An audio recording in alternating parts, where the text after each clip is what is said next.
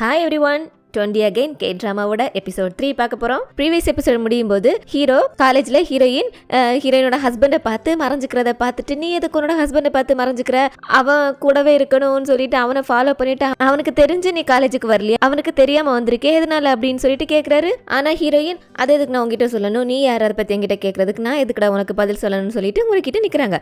இந்த எபிசோட் ஆரம்பிக்கும் போது ஹீரோ சொல்கிறாரு, அப்படியா சொல்ல மாட்டேன், அப்போ சரி நீ பதில் சொல்லலைன்னா என்ன, நான் போயிட்டு உன்னோட ஹஸ்பண்ட் கிட்ட கேட்டுக்கிறேன், நீ எதுக்கு இந்த காலேஜுக்கு வந்திருக்கேன்னு சொல்லிட்டு சொல்ல, நம்ம ஹீரோயினா என்னது என்னோட ஹஸ்பண்ட் கிட்ட போய் கேட்க போறியா, தயவு செஞ்சு அப்படிலாம் பண்ணாதான், ஏன் நீ இப்படி எல்லாம் பண்றீங்க பாரு, நான் உன்னோட வழியில வரேன், நீ என்னோட வழியில குறுக்க வர, தயவு செஞ்சு அப்படிலாம் கேட்காதுன்னு சொல்லிட்டு. பட் நம்ம ஹீரோ அடமண்டா நிக்கவே நம்ம ஹீரோயின் சரி சொல்றேன்னு சொல்லிட்டு சொல்றாங்க. அது என்னோட ஹஸ்பண்ட் கிட்ட சொன்னேன் நான் காலேஜுக்கு வரேன்னு சொல்லிட்டு. பட் என்னோட ஹஸ்பண்ட் வேண்டாம், அங்கே வந்தா இப்போ இருக்க ஜென்ரேஷன் ஸ்டூடெண்ட்ஸ்லாம் உன்னை அக்செப்ட் பண்ணிக்க மாட்டாங்க, உனக்கு அந்த என்வரான்மெண்ட்லாம் கஷ்டமாக இருக்கும், ஸோ அதனால் வேண்டாம் நீ வீட்டில் இருந்துறேன்னு சொல்லிட்டு சொன்னார்.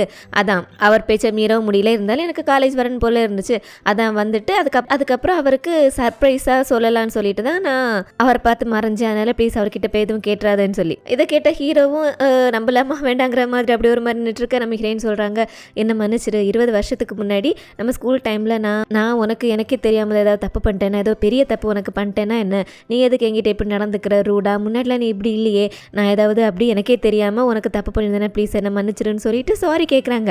இப்படி ஹீரோயின் அவங்க என்ன தப்பு செஞ்சாங்க அப்படின்னு தெரியாமலே ஹீரோ கிட்ட இப்படி சாரி கேட்கவும், ஹீரோ இந்த இடத்துல அப்படியே அவங்க ஸ்கூல் டைமில் நடந்த ஒரு விஷயத்தை யோசிச்சு பார்க்குறாரு. என்னென்னா நம்ம ப்ரீவியஸ் எபிசோடில் பார்த்துருப்போம்ல, ஹீரோயினும் ஹீரோனோட ஃப்ரெண்டும் ஒரு இடத்துல நின்று டான்ஸ் ஆடிட்டு இருக்கும்போது ஹீரோ குறுக்க வந்து நான் ஒரு பாட்டு தரேன், இந்த பாட்டுக்கு டான்ஸ் ஆடுங்கன்னு சொல்லிட்டு கேட்டிருப்பார்ல, அந்த சீன்லேருந்து காமிக்கிறாங்க. அப்படி ஹீரோ நான் ஒரு பாட்டு தரேன் அதுக்கு டான்ஸ் ஆடுங்கன்னு கேட்டப்போ ஃப்ரெண்ட் என்ன சொல்லியிருப்பா, இல்லை முடியாது அதெல்லாம் ஆட முடியாது கிளம்புன்னு சொன்னது, ஹீரோ அங்கேருந்து சாரின்னு சொல்லிட்டு போயிருந்திருப்பாரு. அப்போ ஹீரோயின்னா ஹீரோ கூப்பிட்டு, எங்க வா உன்னோட பேர் தானே, நீ இப்போ ஏதாவது தப்பு பண்ணியா, இல்லை தப்பு பண்ணாமல் எதுக்கு நீ சாரி கேட்குற, கூட உன்னோட பாட்டை கூட நாங்கள் டான்ஸ் ஆடோன்னு சொல்லிட்டு ஹீரோ வந்து பாட்டை ப்ளே பண்ண சொல்லி நம்ம ஹீரோயின் அதுக்கு ஸ்டெப்ஸ்லாம் போட்டிருக்காங்க. ஃப்ரெண்டையுமே போடு பாட்டு நல்லா தானே இருக்குது ஸ்டெப்பு போடுன்னு சொல்லிட்டு அவளையுமே டான்ஸ் ஆட வச்சிருக்காங்க. ஸோ இப்படி ரெண்டு பேருமே அந்த பாட்டுக்கு இவங்க ரெண்டு பேரோட அவங்களோட ஸ்டைலில் டான்ஸ் ஆடவே ஹீரோ அவங்க ரெண்டு பேரும் ஆடுறதை பார்த்துட்டு, நீ இதில் கொஞ்சம் இப்படி மிஸ்டேக் பண்ணுற, நீ கொஞ்சம் இப்படி பண்ணுற, நீங்கள் ரெண்டு பேரும் கொஞ்சம் இப்படி பண்ணால் நல்லாயிருக்கும், அப்படி பண்ணால் நல்லாயிருக்கும் அப்படின்னு சொல்லிட்டு கொஞ்சம் டிரெக்ட் பண்ணியிருக்காரு. ஸோ இவங்க ரெண்டு பேரும் கூட ஹீரோ சொல்கிறத கேட்டுட்டா தப்பாக நினச்சிக்காம அதே மாதிரி அழகாக ஆடி இருக்காங்க. ஸோ ஹீரோ சூப்பராக ஆடுறீங்க நல்லா இருக்குன்னு சொல்லிட்டு இவங்க 3 பேரும் அதுக்கப்புறம் ஃப்ரெண்ட்ஸ் ஆயிருக்காங்க.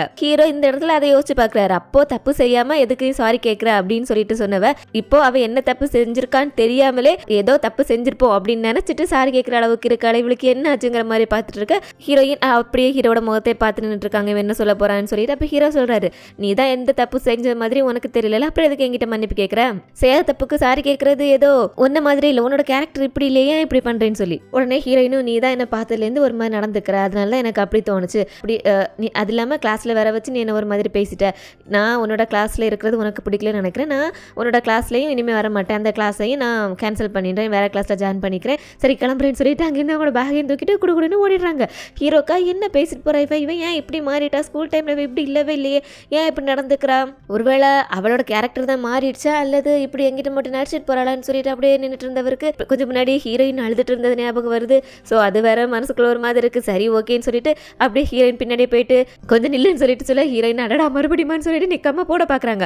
உடனே ஹீரோ எங்க பாரு இப்போ மட்டும் நிற்காம ஓடணும், அப்புறம் உன்னோட ஹஸ்பண்ட் கிட்ட போய் சொல்லிவிடுவேன் நில்லுன்னு சொன்னது ஹீரோயின் நிற்கிறாங்க. உடனே போயிட்டு ஹீரோயின் தான் ஒரு கிளாஸ் இல்லாமல் சுற்றிட்டு இருக்காங்கல்ல, ஸோ உனக்கு அந்த ப்ரொஃபஸரோட கிளாஸ் அட்டன் பண்ணணும்ல, அதுக்கு நான் உனக்கு ஹெல்ப் பண்ணுறேன், அதுக்கு பதிலாக இப்போ சொல்லிட்டு போனேன் என்னோட கிளாஸ்ல இருந்தும் விலைக்கு போகிறேன்னு சொல்லிட்டு, அப்படிலாம் போகக்கூடாது, என்னோட கிளாஸ் நீ தொடர்ந்து படிக்கணும் ஓகேவான்னு சொல்ல, ஹீரோயின் என்னடா இது ஒரு வாட்டி அப்படி சொல்கிற ஒரு வாட்டி இப்படி சொல்கிற சரின்னு சொல்லிட்டு நின்றுருக்க. ஹீரோ உடனே அந்த ப்ரொஃபஸருக்கு கால் பண்ணி எனக்கு தெரிஞ்ச ஒருத்தவங்களுக்கு உங்களோட கிளாஸில் ஒரு இடம் வேணும்னு சொல்லிட்டு ஹீரோயினுக்கு அவங்க விருப்பப்பட்ட மாதிரி ஒரு கிளாஸில் இடம் பார்த்து கொடுக்குறாரு. அடுத்ததா ஹீரோயினோட ஹஸ்பண்டை காமிக்கிறாங்க. இவரை ஹஸ்பண்டுன்னு சொல்கிறதா எக்ஸ் ஹஸ்பண்டுன்னு சொல்கிறதான்னு தெரியல.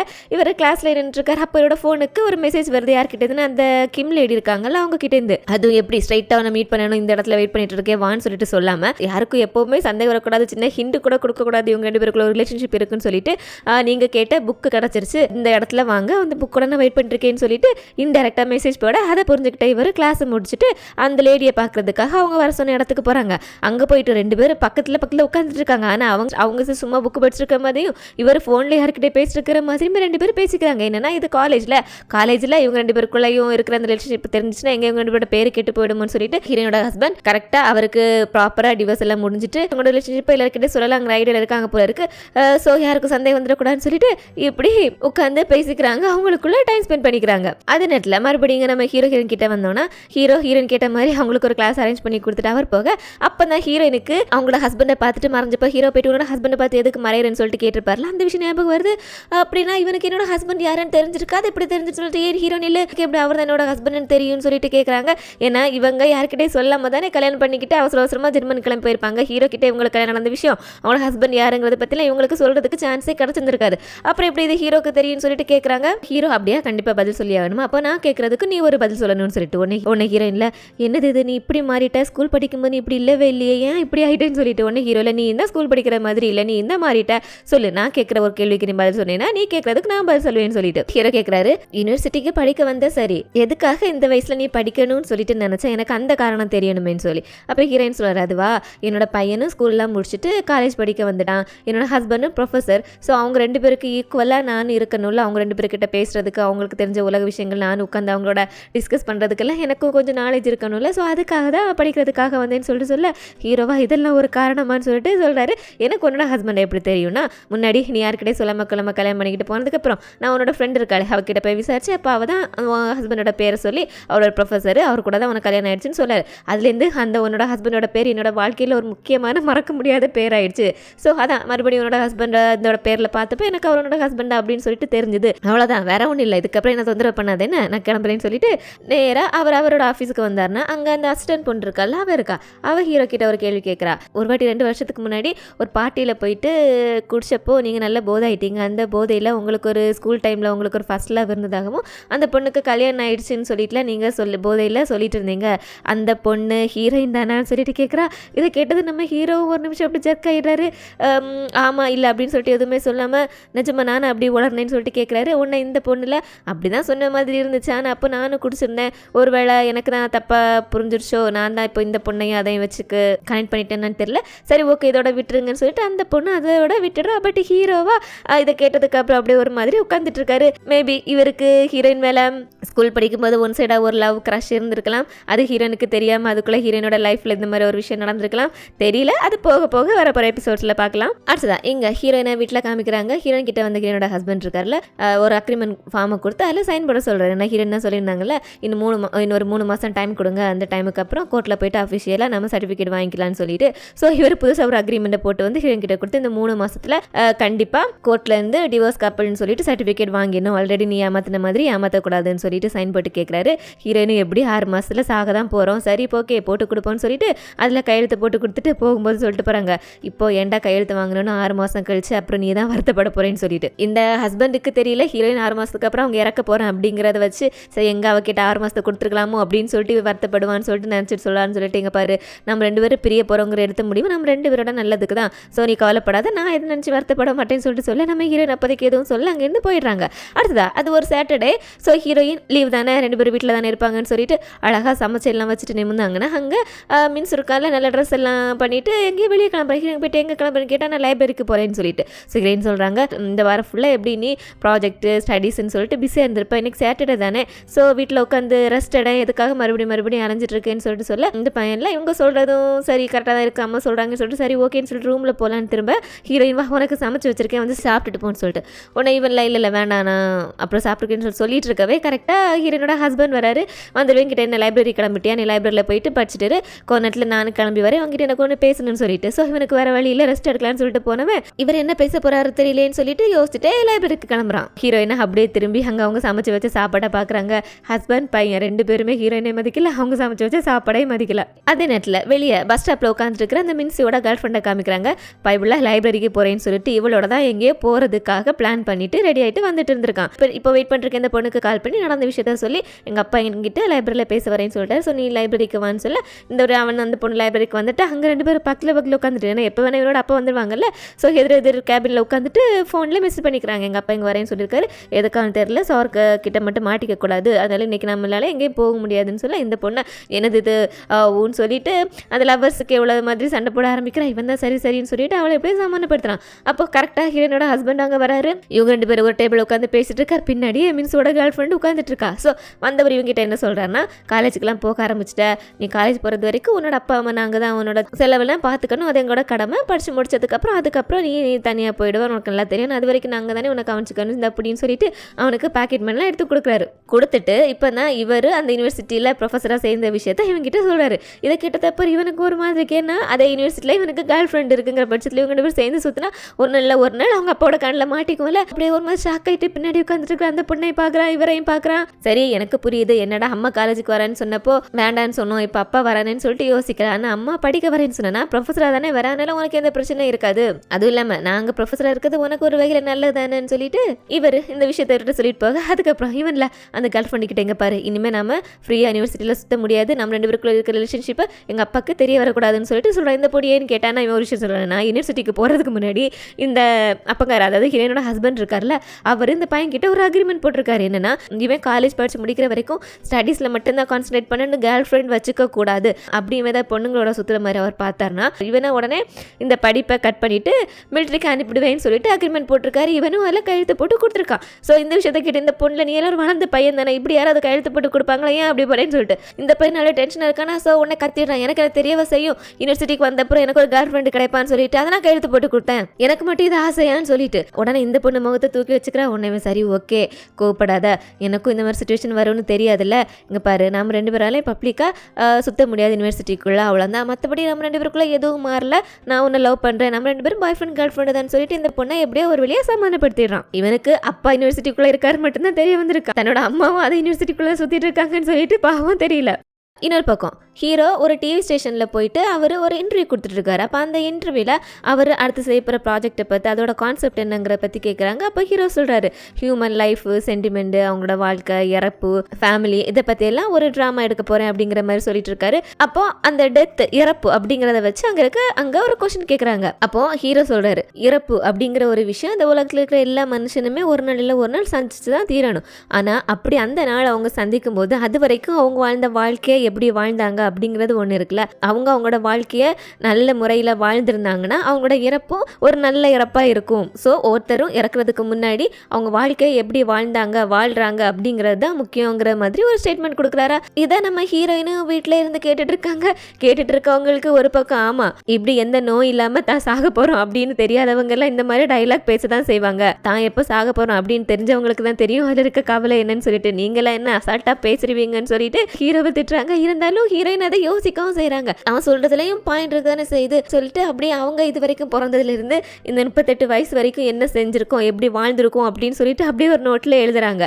நான் என்னோட பேர் இது, இந்த வருஷம் நான் பிறந்தேன், என்னோட அப்பா அம்மா இவங்க, என்னோட பாட்டி இவங்க, என்னோட அப்பா அம்மாக்கு அப்புறம் என்னோட பாட்டி என்ன வளர்த்தாங்க, அதுக்கப்புறம் நான் என்னோட பையனை வளர்த்துட்டு இருக்கேன், இன்னும் 6 மாசத்துல சாக போறேன், அவ்வளோதான். இதில் என்னோட வாழ்க்கையில என்ன வாழ்ந்திருக்கேன், எதுவுமே செய்யலையே, நான் நல்லா வாழவே இல்லையேன்னு சொல்லிட்டு அவங்களுக்கு ஒரே கஷ்டமாயிடுது. அப்படியே அவங்களோட வாழ்க்கையில் நடந்த அந்த விஷயங்கள் அப்படியே கண்ணு முன்னாடி வர ஆரம்பிக்குது. 15 வயசுல எப்படி அவங்க பாட்டி கூட டான்ஸர் ஆகணும் அப்படிங்கிற தன்னோட கனவை நோக்கி போயிட்டு இருந்ததும், அதுக்கப்புறம் ஸ்கூல் முடிச்சுட்டு ஒரு ஆர்ட் ஹை ஸ்கூல்ல சேர்ந்ததும், அந்த ஸ்கூல்ல சேர்ந்து அவங்களோட லட்சியத்தை நோக்கி போயிட்டு இருக்கிற அந்த கொஞ்ச நாள்லயே அந்த ஹீரோயினோட ஹஸ்பண்ட் அவரை மீட் பண்ண உடனே அவங்க 2 பேருக்குள்ள ஒரு ரிலேஷன்ஷிப் உண்டானதும், அதனால அவங்களுக்குள்ள குழந்தை வந்ததும், அந்த குழந்தை வந்து கொஞ்ச நாள்ல அந்த ஹீரோயினோட ஹஸ்பண்டுக்கு படிக்கிறதுக்கு ஜெர்மனிக்கு போக வேண்டிய கட்டாயம் வந்ததுனால அந்த ஹஸ்பண்டோட அவனோட படிப்புக்காக அவனோட கிளம்பி தன்னோட ட்ரீமை தன்னோட லட்சியத்தை தொலைச்சிட்டு கிளம்பி ஜெர்மனிக்கு போனதும், அங்கே போயிட்டு தன்னோட 19வது வயசில் குழந்தை பெற்றுக்கிட்டதும், தன்னோட 20வது வயசில் கை குழந்தை இருந்த தன்னோட குழந்தைய பார்த்துக்கிட்டதும், அதுக்கப்புறம் நாட்களாக தான் யார் அப்படிங்கிற தன் சுயத்தையே தொலைச்சிட்டு வீட்டுக்குள்ளேயே தன்னோட பையனையே பார்த்துக்கிட்டு இருந்தது. அது நேரத்தில் தன்னோட ஹஸ்பண்ட் வெளி உலகத்தில் நல்லா படித்து அவனோட துறையில் முன்னேறிட்டு வந்தது. அதுக்கப்புறம் தன்னோட பையன் ஓரளவுக்கு வளர்ந்ததுக்கப்புறம் மறுபடியும் இவங்க 2 பேரும் இந்த கொரியாவுக்கு திரும்பி வந்தது. அதுலேருந்து இப்போ வரைக்கும் எதுவுமே இல்லாமல் வீட்டுக்குள்ளேயே ஒரு ஹவுஸ் ஒய்ஃபாக நம்ம வாழ்ந்துட்டு இருந்திருக்கோமேன்னு சொல்லிட்டு அவங்களோட வாழ்க்கையை நினச்சி அப்படி நடு ரோட்டில் நின்றுட்டு இருக்காங்க. சுற்றி போகிற ஜனங்கள் ஒவ்வொருத்தரையும் பார்க்குறாங்க. அவங்க முகத்தில் இருக்கிற அந்த வயசுக்கே உண்டான அந்த ஹாப்பினஸ், சந்தோஷம், இது எதுவுமே நம்ம பார்க்கலையே, இந்த உலகத்தை நம்ம முழுசாக தெரிஞ்சுக்கவே இல்லையேன்னு சொல்லிட்டு அப்படியே சோகமாக நின்றுட்டு இருக்காங்க. கரெக்டாக ஹீரோனுக்கு ஃப்ரெண்டு கிட்டே இந்த கால் வருது. ஃப்ரெண்டு கிட்டையும் மனசில் இருக்கிறது அப்படியே சொல்கிறாங்க இந்த 38 வயசு வரைக்கும் நான் எதுவுமே வாழலை, இன்னும் பாரு 6 மாதத்தில் நான் சாக போகிறேன், எனக்கு இப்படி எதுவுமே பண்ணாமல் எதுவுமே அனுபவிக்காமல் இல்லாமல் சாக இஷ்டம் இல்லை. ஸோ மீதி இருக்கிற என்னோட நாட்களில் நான் சந்தோஷமாக வாழ போகிறேன், எனக்கு பிடிச்சது மாதிரி வாழ போகிறேன்னு சொல்லிட்டு ஃபோனை கட் பண்ணிட்டு அப்படி நிமிந்து பார்க்குறாங்க.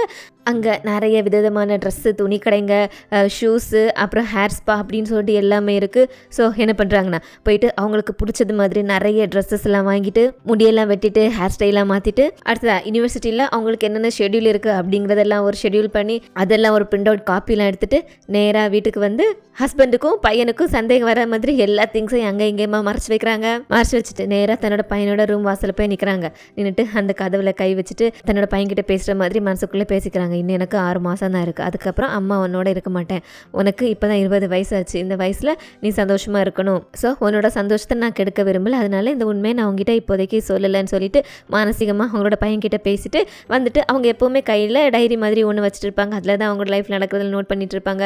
ஸோ அதில் இனிமேல் என்னதெல்லாம் செய்யணுமோ அது எல்லாத்தையும் அப்படியே குறிச்சு வைக்கிறாங்க. சின்ன சின்ன கார்ட்டூன்ஸ் மாதிரி அவங்க தன்னோட பையனோட இருக்கிற மாதிரி ஒரு பிக்சர், அப்புறம் அவங்களோட அந்த டான்ஸ் ஆடுற மாதிரி ஒரு பிக்சர் அதெல்லாம் வரைஞ்சி வைக்கிறாங்க.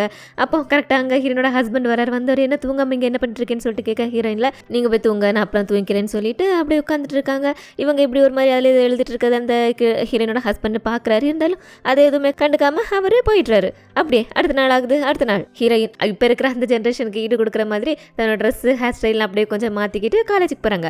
அங்கே போனால் அந்த பவுன்ஸ் கிளப் அப்படின்னு சொல்லிட்டு ஒரு கிளப் அந்த யூனிவர்சிட்டியில் இருக்கு போல இருக்குது. அது அந்த டான்ஸ் மியூசிக் அந்த சம்மந்தப்பட்ட கிளப் போல இருக்குது. ஸோ அந்த கிளப்பில் சேர்றதுக்கான நோட்டீஸ்லாம் அங்கே ஓட்டிருக்கு. ஸோ அதையெல்லாம் பார்த்துட்டு அந்த கிளப்பில் எப்படியாவது சேருன்னு சொல்லிட்டு ஹீரோயின் அங்கே வந்துட்டு இருக்காங்க. நேரத்தில் அந்த கிளப்பு யார் நடத்திட்டு இருக்காங்க, அந்த கிளப்போட லீடர் யாருன்னு சொல்லிட்டு காமிக்கிறாங்க.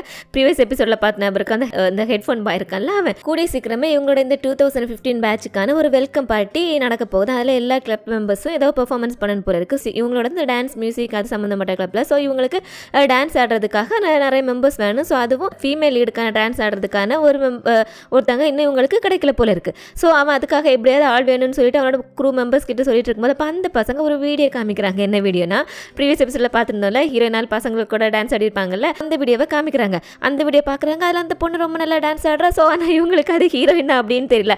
ஹீரோயின் கேப்லாம் போட்டு அந்த மூஞ்சியை மறைச்சிட்டு இருக்கிறதுனால ஸோ இவங்களுக்கு அது ஹீரோயின் அப்படின்னு சொல்லிட்டு கண்டுபிடிக்க முடியல.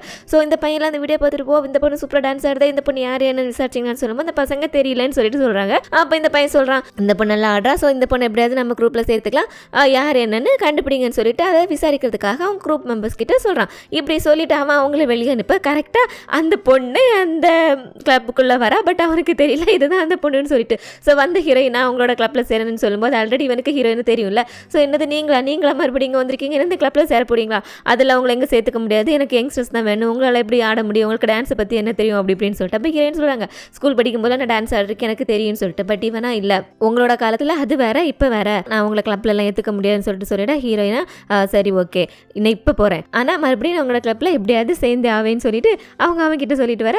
அடுத்தது அப்படி இங்கே நம்ம ஹீரோவை காமிக்கிறாங்க. இப்போ ஹீரோவோட கிளாஸ் போல இருக்குது. ஸோ அங்கே இருக்கிற ஸ்டூடெண்ட்ஸ் எல்லாம் உட்கார வச்சு அவங்க எல்லாரும் இதை ப்ராஜெக்ட் செய்கிறதுக்காக 3 பேரை பிரிக்கிறாங்க. அது எப்படி பிரிக்கிறாங்க, நிறைய கலர் பென்சில்ஸை ஒரு பாக்ஸில் போட்டுட்டு அது அங்கே இருக்கிறவங்க வந்து எடுக்க சொல்கிறாங்க. எந்த 3 கலர் அந்த 3 பேருக்கு வருது அவங்க 3 பேர் ஒரு டீம் அப்படின்னு சொல்லிட்டு அப்படி பார்த்துட்டு இருக்கும்போது ஹீரோயின் அப்புறம் அந்த ஹெட்ஃபோன் பாய் அப்புறம் அந்த ட்ரெயினில் ஃப்ளவர் புக் எடுத்து பொண்ணு நின்றுப்பாள் அந்த பொண்ணு, அவங்க 3 பேர் இது வரைக்கும் கிளாஸுக்கு வரல. ஸோ அவங்க 3 பேர் இது வரைக்கும் கிளாஸுக்குள்ளே வரல, நான் நீங்களா வாங்க வந்து உங்களோட குரூப்பை பிரிச்சுக்கோங்கன்னு சொல்லிட்டு இங்கே இவர் கிளாஸ் ஆரம்பிச்சதுக்கப்புறம் அங்கே லேட்டாக அவங்க 3 பேரும் கரெக்டாக வராங்க. ஹீரோ என்ன பண்ணிடுறாருன்னா மற்றவங்க எல்லாரும் அவங்க குரூப்பை பிரிச்சுக்கிட்டாங்க. ஸோ நீங்கள் 3 பேர் தானே லேட்டாக வந்திருக்கீங்க, அதனால் நீங்கள் 3 பேருமே ஒரு குரூப்பாக சேர்ந்துருங்கன்னு சொல்லிட்டு அவங்க 3 பேரும் ஒரு குரூப்பாக போட்டுடுறாரு. அந்த ஹெட்ஃபோன் பாய்க்கு தான் ஆல்ரெடி ஹீரோயினை கண்டாலே பிடிக்கல. இப்போ என்ன பண்ணுறாங்கன்னா இவங்க 2 பேர்கிட்ட இங்கே பாருங்க எனக்கு உங்களோட சேர்ந்து ஒர்க் பண்ணுறதுக்கு இஷ்டம் இல்லை, அதனால நான் இந்த கிளாஸ்லேருந்தே ட்ராப் பண்ணிக்கலான்னு இருக்கேன், நான் உங்களோட சேர மாட்டேன்னு சொல்லிட்டு இவங்க 2 பேர்கிட்டையும் சொல்லிட்டு போயிடுறான். இதை அங்கே வந்து நம்ம ஹீரோவும் கேட்குறாரு. பட் இப்போதைக்கு அவர் எதுவுமே சொல்லிக்கல. ஆனால் அந்த ஃப்ளவர் புக்கே பொண்ணு இருக்கல அவள் அந்த மாதிரி எதுவுமே நினைக்கல. ஹீரோயின் கிட்ட ஹீரோயினோட ஃபோன் நம்பரை வாங்கிக்கிறா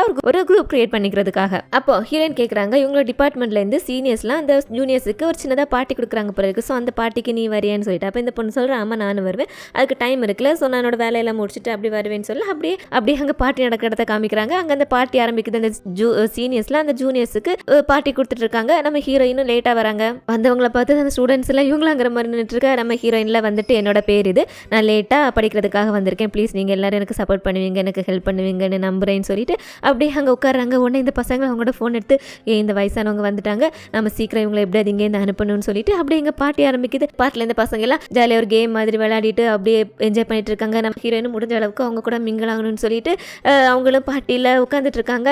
அப்போ திடீர்னு இவங்களோட குரூப்பில் ஒரு மெசேஜ் வருது. ஒரு ப்ரொஃபஸர் பேர் சொல்லி அந்த ப்ரொஃபஸர் ப்ரொஃபஸர் வராரு, எல்லாரும் அலர்ட்டாக இருங்கன்னு சொல்லிட்டு. ஸோ அந்த மெசேஜை பார்த்ததும் ஒரு பையனில் ஒரு சீனியர் பையங்க பாருங்கள், அந்த ப்ரொஃபஸர் வராரா, எல்லாரும் நாங்கள் சொல்கிற மாதிரி செய்யணும்னு சொல்லிட்டு ஒருத்தங்க இங்கே பாரு நீ கேர்ள்ஸை பத்திரமா பார்த்துக்கோ, அவர் வந்தானே இப்படிலாம் நடக்கணும் இப்படிலாம் பண்ணணும்னு சொல்லிட்டு இருக்கும்போது அந்த ப்ரொஃபஸர் வந்துறாரு. பார்க்குறதுக்கு கொஞ்சம் வயசான ப்ரொஃபஸர் மாதிரி தான் இருக்காரு. வந்தது இவங்க எல்லாரும் இவராங்கிற மாதிரி உட்காந்துட்டு இருக்காங்க. அதுக்கேற்ற மாதிரியே வந்தவரும் போயிட்டு பொண்ணுங்க பக்கத்துலேயே உட்காராரு. உட்காந்தது மட்டும் இல்லை, ஏதோ நார்மலாக பேசுகிற மாதிரி அந்த பொண்ணுங்க தோளில் கையை போடுறது, அவங்களோட ட்ரெஸ்ஸை தொடுறது, அவங்களோட தொடையில் கை வைக்கிறதுன்னு சொல்லிட்டு அப்படியே அவங்கள அப்யூஸ் பண்ணுறாரு. இதனால தான் இந்த பசங்க அவர் வராரு அலர்ட் ஆயிருங்கன்னு சொல்லிட்டு அந்த சீனியர் பசங்க சொல்லிட்டு இருந்தாங்க போல இருக்கு. இந்த பொண்ணுங்களா ப்ரொஃபஸர் வேற எதுவும் சொல்ல முடியல. ஸோ அப்படியே அவர் பண்ணுறதெல்லாம் சகிச்சுக்கிட்டு ஒரு மாதிரி உட்காந்துட்டு இருக்காங்க. இதை நம்ம ஹீரோயினும் பார்க்குறாங்க, என்னது இது இவர் பண்ணுறாருன்னு சொல்லிட்டு. அப்போ அங்கே வந்து ஹீரோ இதை பார்க்குறாரு. பட் அவர் எதுவும் சொல்லிக்கல. அங்கே இதெல்லாம் பார்த்துருக்க ஹீரோயினை பார்த்துட்டு எதுவும் சொல்லாமல் அவரும் கடந்து போயிடாரு. பட் ஹீரோயினால தான் இதை தாங்கிக்க முடியல. எந்திரிச்சு பாத்ரூம்க்கு வந்துடுறாங்க. இப்போ இவங்க உள்ள இருக்க தெரியாமல் வெளியே அந்த பொண்ணுங்கள்லாம் பேசுகிறாங்க, என்னது இந்த ப்ரொஃபஸர் இப்படி பண்ணுறாரு, இவர் இப்படி பண்ணிட்டு இருந்தாருன்னு, இது நல்லா இல்லை, அவருக்கு என்ன விளையாட்ட போச்சாச்சா, இது அவர்கிட்ட சொல்ல முடியல, ப்ரொஃபஸரை வேற போயிட்டார், நம்ம என்ன பண்ணுறது எங்கே கம்ப்ளைண்ட் பண்ணுறதுன்னு தெரியலன்னு சொல்லிட்டு ஒரு மாதிரி பேசிட்டு இருக்காங்க. இதெல்லாம் நம்ம ஹீரோயினே கேட்குறாங்க. கேட்டுட்டு அதுக்கப்புறம் வெளியே வந்தவங்க ஏதாவது செய்யணுமேன்னு சொல்லிட்டு யோசிச்சிட்டே இருக்காங்க. இந்த ப்ரொஃபஸரும் நிறுத்துற மாதிரி இல்லை, பொண்ணுங்களை ஒரு மாதிரி இருக்கிற மாதிரி தொட்டுட்டே இருக்காரு, அவங்க கிட்ட ஒரு மாதிரி மிஸ்பிஹேவ் பண்ணிட்டே இருக்காரு. ஹீரோயின்ல இந்த பொண்ணுங்க ஏன் அவர் பண்ணுறதோட பொறுத்துட்டே இருக்காங்க, திருப்பி கேட்க மாட்டேன்றாங்கன்னு சொல்லிட்டு சுற்றி எல்லாரையும் பார்க்குறாங்க. எல்லாருமே சரி கொஞ்ச நேரத்தில் போயிடுவாரு, கண்டுக்காம விட்டுருவோங்கிற மாதிரி உட்காந்துட்டு இருக்காங்க. அப்போ ஹீரோனுக்கு இவங்க ஸ்கூல் படிக்கும்போது நடந்த ஒரு விஷயம் ஞாபகம் வருது. என்னன்னா இவங்களும் ஃப்ரெண்டும் ஸ்கூல் முடிச்சுட்டு அப்படியே ஒரு தெருவில் நடந்து வந்துட்டு இருக்கும்போது தெருவில் யாரும் இல்லை. அப்போ அங்கே ஒருத்தன் அரைக்குறையாக ட்ரெஸ் பண்ணிட்டு பொண்ணுங்க முன்னாடி இவங்க 2 பேரும் முன்னாடி வந்து ஒரு மாதிரி பிஹேவ் பண்ண ஆரம்பிச்சிருக்கான். அதை பார்த்து இவங்க 2 பேரில் இவ்வளோ தைரியம் இருந்தால் எங்ககிட்ட இப்போ நடந்துப்பேன், உன்னை சும்மா விட மாட்டேன்னு சொல்லிட்டு 2 பேரும் அவனை அடிக்க ஆரம்பிச்சிடுறாங்க. ஸோ பயந்து போனவள் அங்கேருந்து ஓட ஆரம்பிக்கிறான். இவங்களும் டே நில்லடா உனக்கு எவ்வளோ தைரியம் இருக்குன்னு சொல்லிட்டு துரத்த ஆரம்பிக்கிறாங்க. அப்போ இப்படி ஓடிட்டு இருந்தவனா யாரோ காலால் தட்டி விடுற மாதிரி இருக்கு. யாருன்னு பார்த்தா நம்ம ஹீரோ. ஸோ அவன் அப்படி அங்கே விழுந்துட்டான். மற்ற ஸ்டூடெண்ட்ஸ் கூட அங்கே வந்துடுறாங்க. வந்து அவனை அடி புரட்டி எடுக்க ஆரம்பிச்சிடுறாங்க. இப்படி அவனை துரத்தி விட்டுடுறாங்க. ஸோ அந்த சமயம் உங்களுக்கு ஞாபகம் வருது, நாம் அப்படிலாம் இருந்தோம், நம்மக்கிட்ட ஒரு தப்பாக நடந்துக்கிட்டு அவனை தைரியமாக துரத்தி விட்டோம், அதை எதிர்த்து நின்னோம். ஆனால் இந்த பசங்க அதை எதிர்த்து நிற்காம ஏன் அதை டாலரேட் பண்ணிக்கிறாங்க, ஏன் இப்படி இருக்காங்கன்னு சொல்லி. அடுத்ததா இந்த ப்ரொஃபஸரோட டேன் என்னென்னா மின்ஸுவோட கேர்ள் ஃப்ரெண்டோடது. ஸோ அந்த பொண்ணை பக்கத்தில் உட்கார வச்சு அந்த பொண்ணுக்கிட்ட ஒரு மாதிரி அங்கேயுமா தொடுறதும் ஒரு மாதிரி பேசுறதுமா இருக்காரு. ஸோ ஹீரோயின்லாம் இதுக்கு மேலே பொறுத்துக்க முடியாதுன்னு சொல்லிட்டு, ப்ரொஃபஸர் நீங்கள் செய்கிறது சரியில்லை, நீங்கள் தொடுறது நீங்கள் பேசுறதெல்லாம் அந்த பொண்ணுங்களுக்கு பிடிக்கல, நீங்கள் ஏன் மறுபடியும் அப்படி பண்ணிட்டு இருக்கீங்க, இப்படி அநாகரிகமாக அவங்கள தொடுறது அவங்கள அபியூஸ் பண்ணுறதுலாம் ரொம்ப தப்பு. அதோட அந்த பொண்ணை நீங்கள் இத்தனை தடவை இங்கெங்கே தொட்டிங்க, இந்த பொண்ணை இத்தனை தடவை இங்கெங்கே தொட்டிங்க, இது மேலும் நீங்கள் இப்படி இல்லை அந்த பொண்ணுங்களை செக்ஷுவலாக ஹராஸ் பண்ணிட்டு இருந்தீங்கன்னு வச்சுக்கோங்களேன், அதுக்கப்புறம் நான் அவங்கள கம்ப்ளைண்ட் பண்ண வேண்டியிருக்குன்னு சொல்லிட்டு எல்லாரும் முன்னாடி தைரியமாக சொல்லிடுறாங்க. ஸோ ஹீரோயின் இப்படி சொல்கிறத பார்த்துட்டு இந்த பசங்கள்லாம் ஹீரோயினை இப்படி வாய் பழந்து பார்த்துட்டு இருக்காங்க.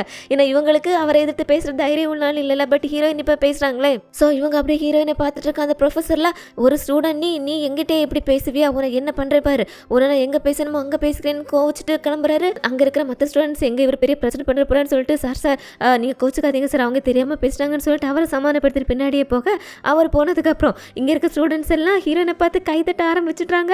ஹீரோயினை போயிட்டு ஹீரோயின்கிட்ட சொல்கிறாங்க, தேங்க்யூ, எங்கள் மனசில் இருக்கிறதுல நீங்கள் சொல்லிட்டீங்க, நாங்கள் எல்லாம் சொல்ல முடியாமல் அவரை தடுக்க முடியாமல் எவ்வளோ கஷ்டப்பட்டு தெரியுமா, தேங்க்யூன்னு சொல்லிட்டு அவங்ககிட்ட நல்லா பேச ஆரம்பிக்கிறாங்க, பழக ஆரம்பிக்கிறாங்க. இதை நம்ம ஹீரோவும் அதே பார்ல தானே இருக்காரு. ஸோ தூரமாக உட்காந்து பார்த்துட்டு இருக்காரு. நம்ம ஹீரோ இங்கே எதுக்காக வந்திருக்காருன்னா, அந்த கிம் லேடி இருக்காங்களா, அவங்க தான் ஹீரோவை பார்த்து பேசணும்னு சொல்லிட்டு இங்கே வர சொல்லியிருக்காங்க போல இருக்கு.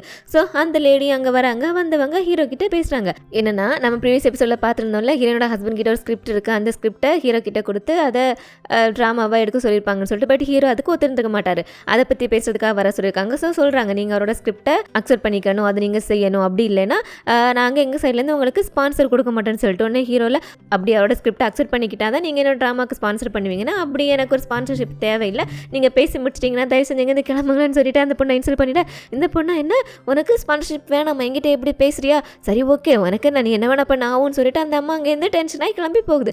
அப்படி கிளம்பி போகும்போது அவங்க கையில் இருக்கிற ஒரு பெண்ணை அங்கே தவற விட்டுட்டு போயிடுறாங்க. ஹீரோ அந்த பெண்ணை எடுத்து பார்க்குறாரு. அதில் 2 பேரோட பேரோட இனிஷியல் போட்டு ஃபர்ஸ்ட் லெட்டர் போட்டுட்டு ஹார்ட் போட்டிருக்கு. ஹீரோ புரிஞ்சுக்கிறாரு இது ஒரு கப்பிள் பெண், இதில் அவங்க பாய் ஃப்ரெண்டோட பேரோட முதல் லெட்டர் தான் போட்டிருக்குன்னு சொல்லிட்டு, அதுவும் அதில் ஐ ஹார்ட் டபிள்யூன்னு போட்டிருக்கு. டபிள்யூ ரெப்ரசென்ட் பண்ணுறது ஹீரோவோட ஹஸ்பண்டோட பேரோட ஃபர்ஸ்ட் எழுத்து தான். பட் ஹீரோக்கு அது ஹீரோயினோட ஹஸ்பண்ட்னு தெரியல. இவர் அதை பார்த்துட்டு இருக்கும்போது கரெக்டாக அங்கே ஹீரோயினோட பேரும் கேட்குது. என்னென்னா அங்கே இருக்கிற பசங்க ஹீரோயினோட பேரை சொல்லி சியர் அப் பண்ணி ஹீரோயின் செஞ்சதுக்காக தேங்க்யூ சொல்லி அங்கே செலிப்ரேட் பண்ணிட்டு இருக்காங்க. அப்படி அடுத்த நாள் ஹீரோயினோட ஹஸ்பண்ட் வேலைக்கு போகலான்னு சொல்லிட்டு வெளியே வராரு. அப்போ அங்கே அப்பார்ட்மெண்ட்டுக்கு கீழே எல்லாம் அங்கே மெயில் பாக்ஸில் அவங்களுக்கு வந்து லெட்டர்ஸ்லாம் இருக்குல்ல, ஸோ அது அப்படியே இருக்குது. இது வரைக்கும் யாரும் எடுத்துகிட்டு போனது மாதிரி இல்லை. ஸோ ஹீரோனோட ஹஸ்பண்ட் அதை பற்றி என்னது இவ என்ன வேலை செய்கிறா, வர இதை கூட கவனிக்காமல் அப்படி என்ன தான் பிஸியாக இருக்காளோன்னு சொல்லிட்டு இவர் அந்த லெட்டர் எல்லாம் எடுத்துகிட்டு ஹீரோயினை திட்டிட்டு போகிறாரு. அவருக்கு எங்கே தெரியும் ஹீரோனுக்கு இப்போ இதை விட முக்கியமாக காலேஜ் போகிறதுக்கான வேலை வந்துச்சுன்னு சொல்லி. அப்படியே இங்கே ஹீரோன் தான் காமிக்கிறாங்க. ஹீரோயின் காலேஜ் லைப்ரரியில் உட்காந்துட்டு இருக்காங்க. இவங்க ஒரு கேபினில் இருக்காங்க. இன்னொரு கேபினில் ஹீரோனோட பையன் உட்காந்துட்டு இருக்கான். அவனோட கண்ணில் படாமல் அப்படி மறைஞ்சு உட்காந்துட்டு இருக்காங்க. அதோட பையன் ரொம்ப ஹார்ட் ஒர்க் பண்ணுறதையும் பார்க்குறாங்க. பார்த்தவங்களுக்கு ரொம்ப கஷ்டமாக இருக்குது. அதுக்கப்புறம் அந்த மின்ஸும் ஏதோ தேவைக்காக அங்கேருந்து எந்திரிச்சு போகவும் ஹீரோயின் குடுகுடன் ஓடி போயிட்டு அவனுக்காக குடிக்கிறதுக்கு ஒரு ஜூஸ் அங்கே வச்சுட்டு போயிடுவாங்களாம். அப்படி அவங்க போகும்போது கரெக்டாக மின்ஸோட கேர்ள் ஃப்ரெண்ட் அங்கே வர, அங்கே வந்தவ மின்ஸோட அந்த டேபிளில் இருக்கிற அந்த ஜூஸ் பாட்டிலையும் பார்க்குற. இது ஆக்சுவலாக தொடர்ந்து அப்பப்போ நடக்கிறதா போல இருக்கு. ஸோ பார்த்தவளுக்கு மறுபடியும் இதை கொண்டு வச்சிருக்காங்களே, யாரா இருக்குன்னு சொல்லிட்டு இவன் இந்த ஜூஸ் பாட்டில் பார்த்து யோசிச்சுட்டு இருக்க. அடுத்த ஹீரோயின் அந்த கிம் லேடியோட கிளாஸ்ல இருக்காங்க. அப்போ கிளாஸ்ல அந்த லேடி கல்யாண வாழ்க்கை லைஃப் லாங் நீடிக்கிறதுக்கு என்ன காரணம், எதனால நிறைய பேரோட கல்யாணம் பாதியிலே முடிஞ்சு போயிடுதுங்கிற மாதிரி கிளாஸ் எடுத்துட்டு இருக்காங்க. அதுக்கு என்ன ரீசன் இவங்க சொல்றாங்கன்னா, கல்யாணம் பண்ணிக்கிறது முக்கியம் இல்லை, ஆனால் யாரை கல்யாணம் பண்ணிக்கிறோமோ அதான் முக்கியம். நம்மளோட மனசுக்கு நெருக்கமான நமக்கு சோல்மேட் இவங்க தான் நம்ம லைஃப் லாங் நம்மளோட இருக்க போகிறாங்க அப்படின்னு தோணுச்சுன்னா மட்டும் கல்யாணம் பண்ணிக்கோங்க, அப்படி இல்லைன்னா கல்யாணம் பண்ணிக்காதீங்க, அந்த கல்யாணம் பாதியிலே முடிஞ்சு போயிடும் அப்படி இப்படின்னு சொல்லிட்டு கிளாஸ் எடுத்துருக்காங்க. நம்ம ஹீரோயினும் அவங்க எடுக்கிற கிளாஸ் அப்படியே கடமையாக உட்காந்து கேட்டு நோட்ஸ்லாம் எடுத்துகிட்டு இருக்காங்க.